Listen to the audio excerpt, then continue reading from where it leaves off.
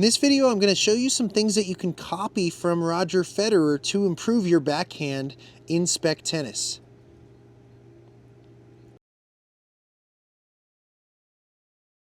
First thing I want you to notice is look where Roger's standing. He's not standing in the center of the court, but he's actually cross court from where the ball is. And this is what you want to do when you're playing from the baseline. The next thing is take a look at how Roger does a split step as his opponent is starting his swing. So he's in the air right now because his opponent has started the swing, and then he lands and he can react to the incoming ball. So let's take a look at that again. If you look at the timing of when his opponent's racket starts moving forward, now Roger's in the air just before he strikes the ball, he lands, and then he can react. So it's important that you try to do a split step every time your opponent's racket starts moving forward. Now on Roger's preparation, notice that the non-hitting hand is on the racket. And this is good because it helps him turn his front shoulder and also keeps the racket at a good angle. I also want you to see how the racket is vertical at this stage. So the head of the racket is actually higher than his hand. When he takes the racket back, he still has that non-hitting hand on there. And look at the height of the non-hitting hand. It's in line with his back shoulder. This is good. This keeps his swing pretty compact. It's not too big of a swing. It's also not too small so that he can get proper acceleration before coming into the ball. Now look right here how the Nike sign on his shirt is facing the camera. So his chest is pointed at the camera. And this is great because this means that he is coiling. And then when he starts his swing, he's going to uncoil. So a lot of players don't get to this position. Instead of being here, their chest is facing off to the left instead of facing the camera. And they're not able to generate as much energy from this coiling and then uncoiling. So watch here how he coils and then he uncoils.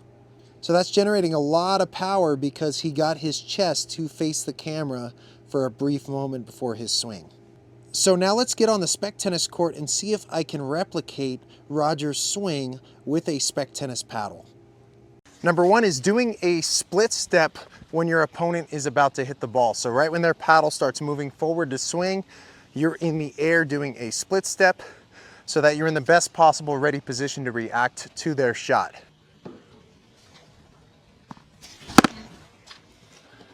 Number two is turning with your non-dominant hand on the paddle. This helps turn the shoulders. It helps keep the paddle in a good position. So rather than taking the paddle back with one hand, I keep my non-hitting hand on the paddle for quite a long time, actually until I start my swing before I let go of that hand.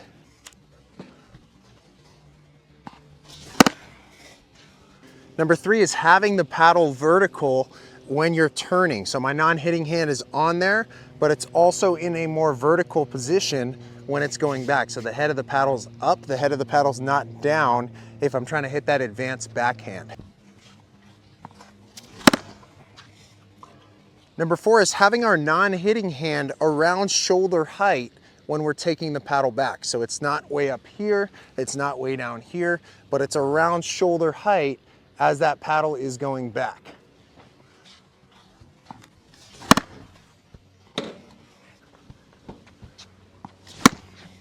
And number five is show your chest to the camera before you swing so that you're coiling and then you're uncoiling as you're hitting. So number one is split step when your opponent's about to hit so that you're the most ready for their shot. So right when their paddle starts moving forward, that's when you do your split step. Number two is take your paddle back with the non-hitting hand on the paddle. This allows you to turn the shoulders easily and also keep the paddle in the preferred position. Number three is have the head of the paddle pointed up to the sky so the paddle's in a vertical position as you're turning.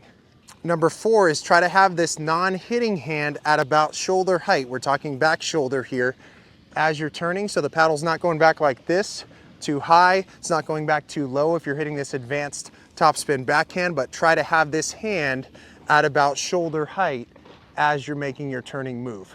And then number five is you want your chest to face the back fence for a moment before you start your swing so that you're coiling and then you're uncoiling as you hit.